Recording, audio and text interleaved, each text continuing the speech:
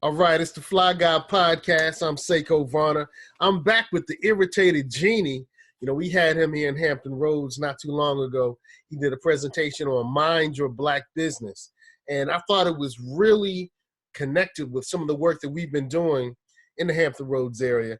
You know, we screened this movie, Black Friday, Rick Method's Black Friday. We did that a few months ago. And that movie really deals with how we spend ourselves into a underprivileged position. And also this book that I've been really pushing lately, The Power to Prosper by Michelle Singletary. This sister here, great writer, great thinker, and these two things together will really help us to improve our financial situation. But more importantly, since we have the Irritated Genie on the gram, I want to make sure we get a chance to really learn more about what you were talking about with Mind Your Black Business. So Crumb Snatcher, thanks for joining us on the podcast. And IG, man, talk to us. Irritated Genius, talk to us, man. Why should we mind our black businesses? Take two. Yes, sir. It's one thing that we don't understand, even though our self-respect and our integrity and our culture is the most important thing, because that's defining of who we are. That's more important than anything as it relates to who we are, our identity. However, it is not our identity that the number one tool to keep us oppressed. The number one tool to keep us in the condition we're in is economics. Because no matter how good we feel about ourselves, when we attempt to duplicate our ideas of how we should be, who we should be, how we should raise our children, the kind of environment we should live in, how we should operate with one another, we can only do that when we're financing it. When we're paying for the buildings, we're paying for the programs, we're paying for the clothing. And when we're void of that infrastructure, no matter how good our ideas are, our people have to live. And so in having to live, people make concessions and do what they can do to make it day to day. And so what has happened is we have a lot of great ideas and a lot of understanding. But much of what we need to do to change our condition is going to be done by actual programs that are put in place to facilitate those changes. And in each case, those programs have to be funded. And so what Europeans, Asiatics, Arabs have done is that they've made it very difficult for Black people to fund the righteous cause of liberation and independence and self-empowerment and community development in the Black world community. Not just in America, around the world, this has become a problem. And so we did Mind Your Black Business to say, brothers and sisters, there is no liberation without finance. Right. And there's no finance for liberation for Black people and upliftment that doesn't come from Black people. The only thing others will finance us to do is to remain enslaved. White folks do not finance Black people to be independent of white interests. Arabs do not fund Black people to be independent of Arab interests. Asiatics do not fund Black people to be independent operators, void and free of Asiatic control. Only Black people have an interest in funding organic, genuine Black self-development.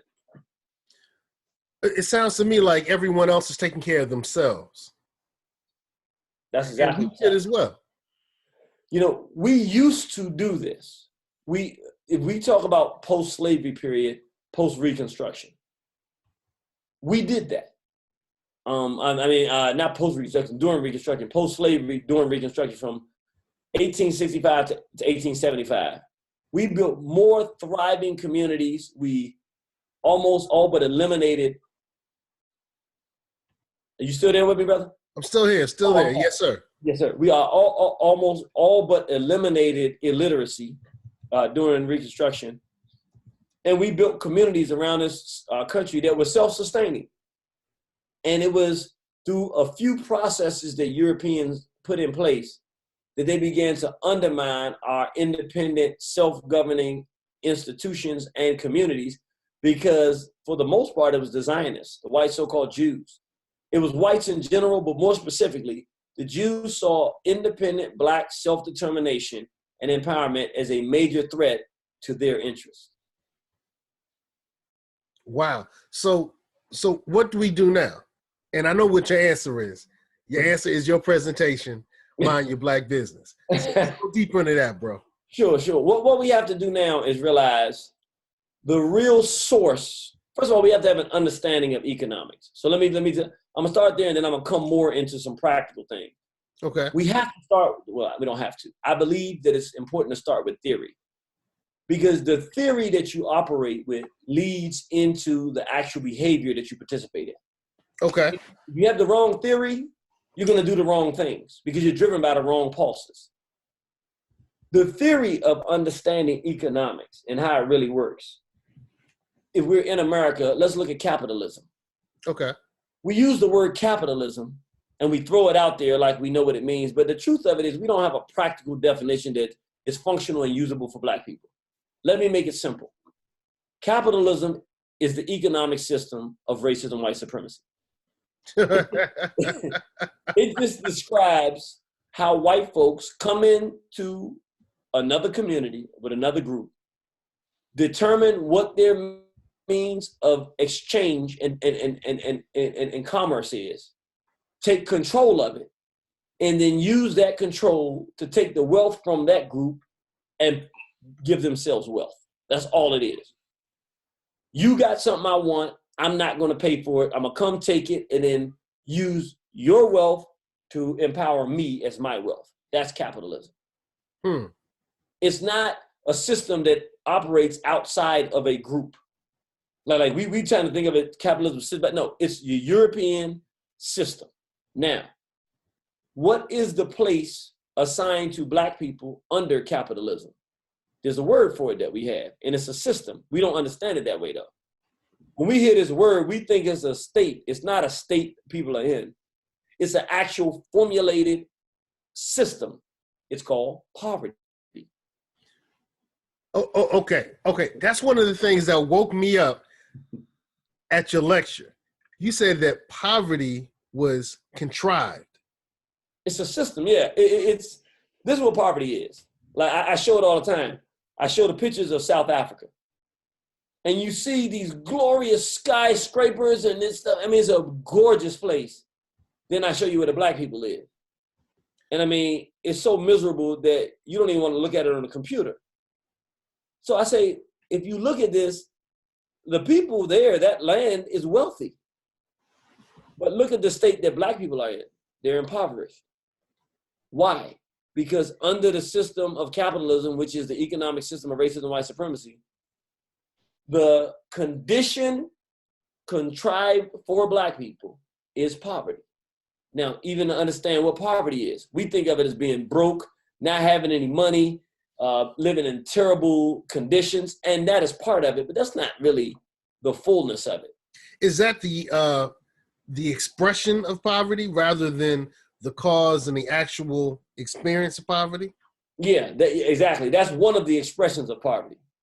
But the true essence of poverty is not that. The real true essence of poverty, in terms of it being a system that is forced on Black people internationally, is that it doesn't matter whether you have resources or not. You cannot use your resources to better your condition. So in other words, yeah. Let me compare two people, and I'll say both of them are poverty. The Black person who lives in what's the most economically depraved poor part of Norfolk? What's the area down there? It's like the worst neighborhood. All right, we'll say East Brambleton. All right, let's say East Brambleton. And let's say the poorest part of East Brambleton was somebody that has 8 children and they don't have any money. We look at that and see poverty, and it is. But that's just one expression. Let me go to another expression. LeBron James.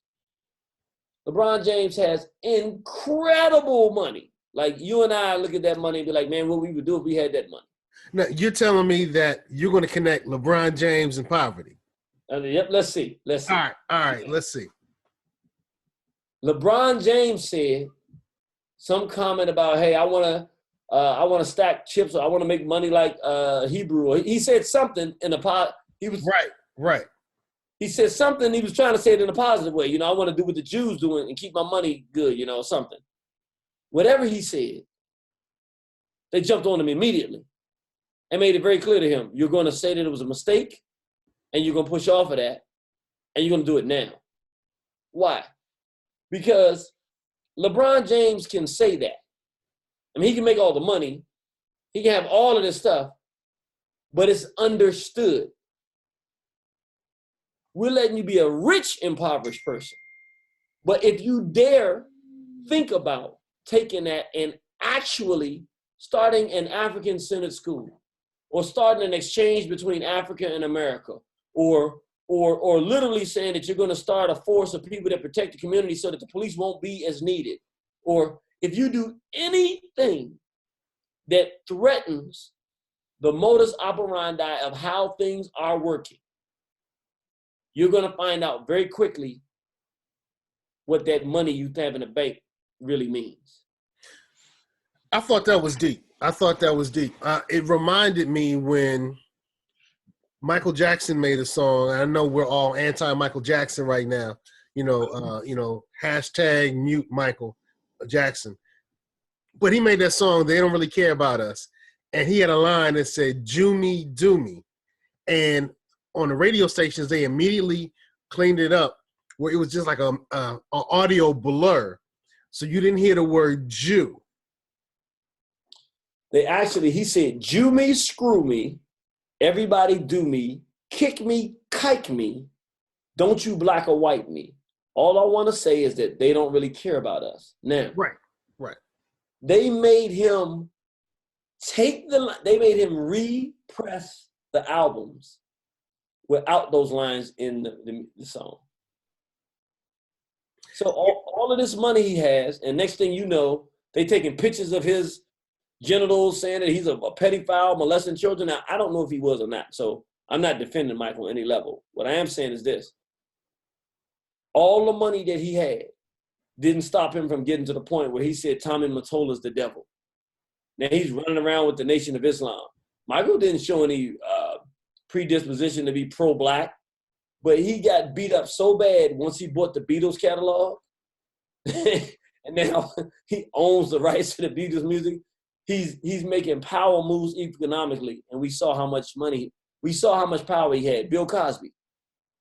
Yeah, Bill Cosby, we thought he was wealthy. No, he's black rich.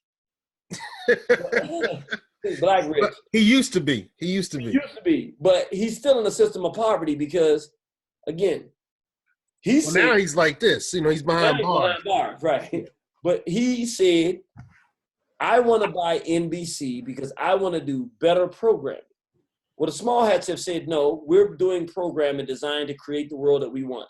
You're not going to go in and do any programming. He said, I'm buying NBC. His son ended up dead. I remember when he made that statement, and then not too long, Ennis was killed. There's been a lot of talk, particularly in the conscious thought community and those who like to stay informed, that he really wasn't making moves to purchase NBC, but he was talking about it. And some people make a big distinction about him talking about it and actually making moves towards that end. I don't know where that landed. Yeah, well, back during that time, he was serious. He was about to buy, he wanted to buy NBC because he had seen, this is the thing. And again, it goes back to poverty and the system that we're in. Sometimes people get beside themselves and don't really understand what they're really dealing with. And this is all my interpretive perspective. But basically, Cosby was in a situation. On some level, I know we see some of the things that he was accused of and may have done. But outside of that, I'm talking about from the perspective of just being a guy who took over television with a program that ultimately was about decency. Strong family moral values. That's what the story about. Good family, children going to school, parents love their children, grandparents, family. That's what the program's about. He saw the ability to take over TV with that and said, if you give good programming, he got all these children when he spun off to different world, people like myself, all of us, we went to black colleges because we say, hey man, I want to be to black college. He gave us that image, we did it. So he decided, he started seeing the filth that was on TV and said, I want a whole station because I can put out positive, good programming that can get good results. I mean, well-intentioned. He didn't understand what that really meant. It is interesting how that really influenced a whole generation of us to go to HBCUs. Now, you know, you and I went to Hampton University, but I remember we would sit there and watch A Different World in the dormitories. We'd all gather around, and it was kind of like a scene from that, you know, Dear White People show where everybody watched TV together. We really did that. We really engaged in that activity where we watched those shows together.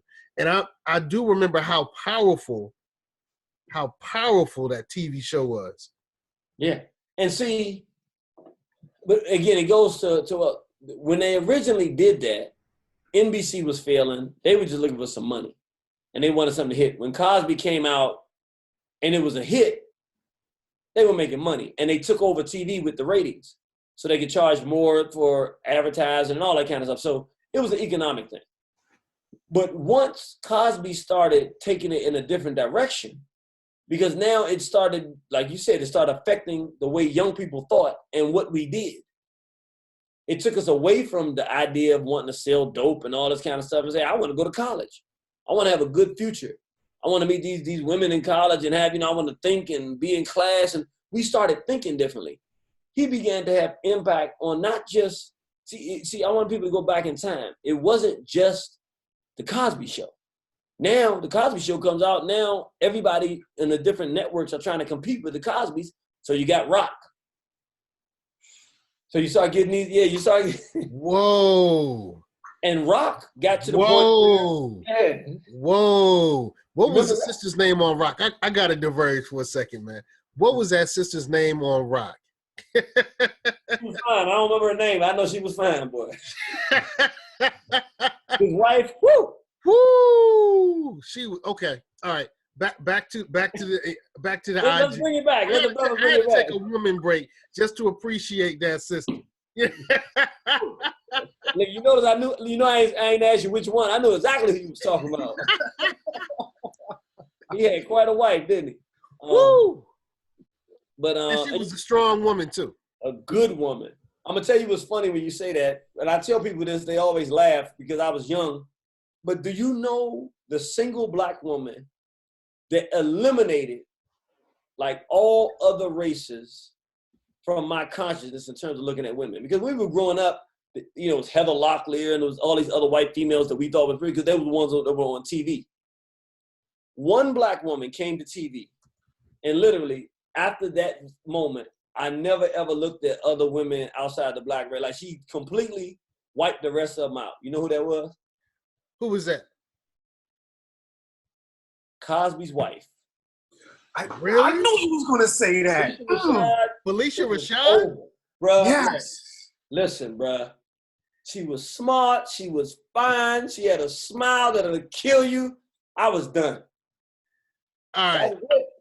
I was like, the Black woman, that's it. Ain't no others. Yeah, that's her right there on Roc. Yes, sir. Oh yeah, she still is. Ella Joyce is still blessed. I'll put it that way. Beautiful woman.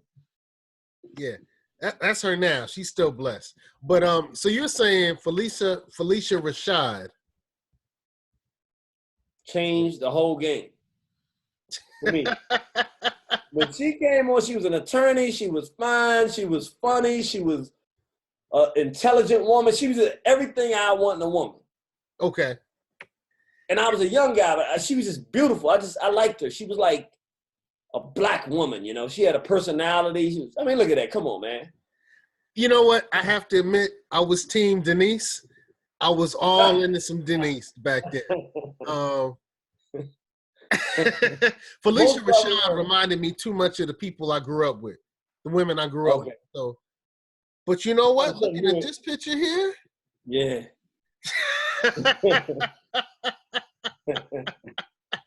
Okay. You know what? I never saw this picture, but she got a little Ola Ray thing going on right there. You know what I mean? Hey, you remember Ola Ray? I do. Okay. I'm sure, Crumb Snatcher, you may not remember Ola Ray. I'm sure you don't. She was yeah, that's her back in the day, man. She was okay. Back to the regularly scheduled program. Go ahead, Genie, man. Go ahead, Genie. Well, one of the things that happened was, again, we got Roc, we get these other programs. And if you remember, Roc went from Joey being silly at one time to the point where now Roc is becoming a politician. He's going to run for mayor. Right. Fighting dope in the black community with Tone Loc, and they going out cleaning up the community and doing things to try to get free health care for people. And they were taking on serious issues and showing real manhood and real womanhood and community cooperation and responsibility. And they really began to change the climate of the way we looked at the world. And if we look at what we have today, and we look at what we had then, we will understand that in order to get our people in the condition we're in today, you could not have had this kind of programming continue. Right. So they wiped Roc out for no good reason. It was getting great ratings. They wiped it out. Cosby Show went off and everything. So when Bill Cosby comes back talking about, I'm going to come back on air and try to buy a network, the reason that was an issue is because, unbeknownst to us, a decision had been made where the direction of degeneracy and debauchery that media was going to go into. And they did not want anything healthy and decent to be available for our people. Now, they didn't announce that to us, but they don't want to have to compete with anything. And the idea of Bill Cosby owning a major network, and we already know the direction he's going to push things with, because we can look at the Cosby Show, it totally counter to the homophile, degeneracy, Me Too, feminist, anti-male, anti-family, do it for yourself, freaky deaky type of environment that we're in now. This could have never happened if Cosby had a network. He didn't know that. He knew that he wanted to do something that was better. He didn't understand the declaration of war he was making by talking about owning a network, because the small hats own all of the networks. Right. And so when you say small hats, the white so-called Jews. Okay. There are 6 major companies in the world, all owned and or controlled by Jews, small hats, that control the media, that the media diet of the world, really. 6 major media conglomerates own almost everything that we look at is owned or a subsidiary of one of the 6 major conglomerates. So what are they? I don't have them off the top of my head right now, but if you put in, if you go up there and put down now, who are the 6 major media conglomerates, it'll pop in on YouTube, and it'll be 6 of them. There you go, boom. Yeah, Owns the major media. You can go that one right there. Yep, there you go. GE, News Corp, Disney, Viacom, Time Warner, CBS. But the thing is, these things change because somebody may buy one of them, but it's all the same folks. So if this was 1 year and then somebody buys CBS, but it's still 6 major companies that own the conglomerates and own everything, and control everything. Which means, and since all of them are owned and or controlled by Zionists, it means every message you get for the most part is Zionism, which is anti-black racism. All right, so when you use the term Zionism, I understand it in a totally different way. I understand it in a really positive way. What do you mean by Zionism? Okay, all right. When we say Zionism, we're talking about the international organized whites who call themselves Jews. Many of them are from Ashkenazi, called Ashkenazi, and some of them are Sephardim. It's made up of 2 main groups of whites who call themselves Jews, basic converts to Judaism. Sephardic, who come more out of Turkey and that region there, and then the Ashkenazi that come out of the Caucasus Mountains of Russia, and they've moved around to different places throughout the ages, but essentially these 2 groups come together, and they dominate the direction of the world. They control the economics, the banking systems, they control Pretty much all of the media. They control the mechanisms that determine what happens on the planet. How did they obtain that control? I know in my studies in particular, I studied Judaism and Jewish culture. Mm-hmm. And I learned that in the Torah proper, there are a lot of dictates and statements and revelations that deal with controlling business and controlling money. Mm-hmm. So are you saying that these two groups took those teachings to the extreme? They did. And in fact, they have a Bible that is more specific to the way that they operate than the Torah. It's called the Babylonian Talmud. Right. Okay. Right. So the Torah is a Bible that they use. But the real instruction manual for world domination and the ideology of how they should treat others is in the Babylonian Talmud. And the basic essential idea is that the only real human being or person on the planet is a Jew. All the rest of us are like animals, to be herded like sheep in any direction they want to herd us. And it doesn't matter if you're black or white. See, there's one thing that our people get very confused. When we think racism, we think Donald Trump. What we don't understand is, from our perspective, whether they're a white Anglo-Saxon or a white Jewish individual, both of them are racist. That's true. But from the Zionist perspective, they don't consider themselves as being white. They're Jews. And whites are animals, and black people are animals. They call us Schwarzers. That's the term they use for black people, Schwarzers. It's like the N-word. We're Schwarzers, and all of us collectively are what they call Goyim. And without getting deep into the Zionism, the basic premise is none of us have any value. We're like sheep or fish in the sea that you can do and use at your own discretion. And so based on the tenets of being able to understand that if you control, Carter G. Woodson said this, if you control a man's mind, you don't have to worry about his actions. Right. The Zionists and the Ashkenazim, what they've done is and that's why they desire to control media. Because they say through controlling media, you can control what ideas and thoughts go into the minds of people.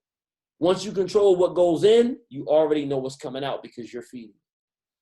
And so it is through the mechanism of media manipulation and control and education of the minds of the masses of people worldwide, through infrastructure and education, through the major motion pictures, television, radio, newspapers, through controlling these things that put the information and the thinking into the minds of the people.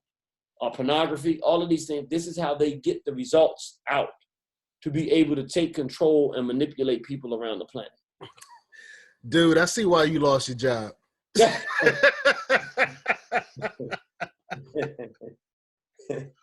Wow, that's an interesting viewpoint.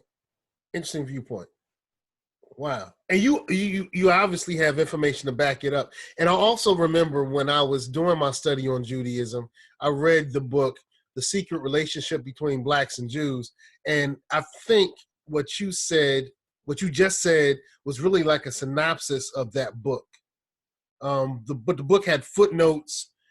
Interestingly enough, I remember I had a friend who was Jewish, and I let him look at the book, and he said, I hate everything that's said in this book, but the records demonstrate that the information was correct. And that was what he said. He actually, I don't know what happened to that book now. Okay, go ahead. They have 3 books, Secret Relations Between Blacks and Jews, part 1, 2, and 3. 2 is my favorite, but 1 is powerful too. I didn't so much care for 3. I felt like it's pretty much a good chapter in a great book, as opposed to a book on its own. But at any rate, Amazon just banned all 3 of those books from Amazon. Now, let me tell you why that's relevant. Wow. I'm gonna tell you why that's relevant.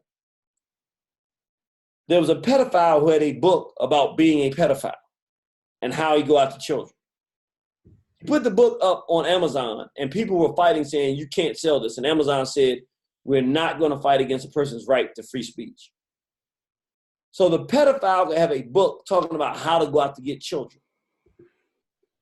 But the Nation of Islam... Were these guys part of that NAMBLA, National Association of Men Loving Boys group? I don't know if the author was a member of NAMBLA, but he certainly would have been a supporter of NAMBLA, and he was a self-proclaimed pedophile. Now, they would not ban that book from Amazon. I mean, Amazon said we're not going to do it. We believe in the First Amendment. But yet, they're now saying that a book that is, 3 books that have been shared and read by people for decades now, the first 2, are now being banned from being sold on Amazon under the guise that they're quote-unquote anti-Semitic. Wow, that's deep. Hey, look, bro, we have 10 minutes left in our recording. Bring us to the heat, man. Bring us to the, you've already baked us. Man, boy. Go ahead. Yeah, well, I'm coming down this Saturday. I want to ask everybody to come out. I'm going to talk about, the battlefield. Really, we're in quite a situation. The 21st century is going to be very, very interesting. We're in a situation similar, maybe a little more perilous than even Brother Garvey was in. Brother Garvey realized that if he didn't do what he ended up doing, that we wouldn't survive the 20th century. And he organized and captured the spirit of Black people internationally and got us moving towards our collective self-development. And even though his organization in name was destroyed, so many organizations and movements and people and efforts grew out of it, whether it be in Zikwe or Kwame Nkrumah or the NOI or just so many different, the Black Panther Party, Robert F. Williams, all of these things in one way or the other have connections to the Garvey movement. That's what allowed us to survive the 20th century. We're facing pure international racial extermination now. It's not an if, and, but, or maybe. I just got back from Africa. And as it relates to the time we're in, it's very, very perilous. But we're in a great situation if we wake up and take action, because the powers in the world are fighting each other right now, which means we have time to get ourselves together and make decisions in our own interest. And we have access to do that because we have access to the internet and travel. So we can actually connect internationally and create a whirlwind of self-improvement and empowerment for Black people that can help us survive the 21st century. At the same time, the threats that we are facing as African people internationally, we've never faced a more threatening, dangerous situation. We've never had the kind of open, overt, publicized genocide and murder and assassination of Black life internationally at the same time. We've never been in a situation like this ever. And so when I'm gonna come talk about this Saturday, I'm gonna talk a little bit about the things that happened when I was in Africa, the things that I was seeing, some of the initiatives that we're starting to fight, what they're bringing to the African continent, and ultimately they've already tested it on us, and they're taking it to Africa for the full extermination of our people. I'm gonna put it into a context so we can see, hey, let me make it simple. Here's what we're facing. I'm gonna show you the threats, all different directions. Then I'm gonna say, hey, here's all we have to do to win. It's not very difficult to take ourselves out of this. However, and I'll say this, and I guess we'll begin to wrap up. A few things I got to talk about. One, our entire national leadership, internationally, has been compromised. We may have one I know Magufuli, His Excellency Magufuli in Tanzania seems to be like one of those ones that's not bought and sold, a serious Black man. But for the most part, if you go anywhere on this planet, the national leadership has been bought and paid for. Most of them are homophiles, homosexuals or pedophiles. Not all of them. But even the ones that are not are sellouts. They've been bought. So there's no possible way for us to do anything in our own interest without removing these individuals from positions of power. We have to have we got to go down to formula and restart in terms of leadership and re-elect and select our leadership in the African world community. The national leadership. We have some great leaders on the ground like you brothers, and there's many sisters, people on the ground doing great work. I'm not talking about that. I'm knowing the people that we see when that TV turns on that supposedly represent Black people, the Roland Martins of the world, the Kamala Harris. She's not even black, but you know what I'm talking. I mean, Cory Booker's, the Obamas, the entire national leadership of the African world community are enemies to our people. Minus one or two that are not even worth mentioning because it's only one or two. And this is in every country I look at. Like, it's not just America. So the reason we're in the condition we're in is largely due to the fact that they're in positions of access to resources and they're our enemies. There's nothing we're going to do without being able to say, look, y'all got to go. You're not going to have your hands on the pulse of access to resources for our people. Because when you do that, you prevent us who really care about our people from being able to do anything and the people from being able to uplift themselves. So that's one thing we got to talk about. Two, and I'm going to talk more about this in depth when I get there. I'm about to say something that in the modern context is going to sound crazy. And this is the first time I've ever said it. So you all get an exclusive here. All right. And I'm sure Crumb Snatcher is going to have it all over IG. That's right. It's going to sound crazy, but it's hit me after my trip there what we need to do. We need a monarch. I'm going to say it again. Okay, bro. I know that the Black Panther movie was a great film. I'm counting it forever. But to say we need a monarch, you said some stuff before, and I'm like, But to say we need a monarch? I'm going to tell you why. All right. Here's the problem. We're so full of immaturity, I'm just being honest, and so full of lack of discernment. And we've been so marginalized and divided through religion, politics, and all these things, sexual, all this kind of stuff they have, so that we have to be realistic of what it's going to take for us to put ourselves together. We're not going to get agreement from our people with the personality types we have now. It's not going to work that way. We're just way too divided. What we need is one person that we say, I don't care if I'm in America or not. I don't care if I'm in England or not. That person is the person we've assigned to leadership. What do you want us to do? And then we do what they say do. The reason it will work is because, one, it's worked in the past. That's how we've always done it. That's what Narma was. That's what Mentuhotep was. This is not like something new. I'm not coming up with something new. Every great African civilization, it wasn't never built off this weird thing that they call democracy, but really it's just two groups that are designed to fight each other. Like, it doesn't even make sense that you got two groups and their object is to fight each other. That doesn't even make sense from an African perspective. Why not have one group that's organized so that there's a person that leads, and then there's a group that says, hey, that gives direction. And if it's a good leader, then we get where we're going. And what it does is it cuts back on all this arguing. We have one person that says, and now each of us have to do our own work. We can't just wait for that person to do, because only one person can only do so much. But if we, as African people, give allegiance to one person, then that one person can say something needs to happen there. We all have to do it because we've given them our allegiance. And now we can have a super state, not because somebody else financed it, but because we've just agreed it's going to be a super state, so we support that. But we also can get stuff done because we've given somebody permission to tell us what to do, and we said we'll follow. We need a monarch. Wow. A minute, 30 seconds left. Crumb Snatcher, your reaction to the monarch.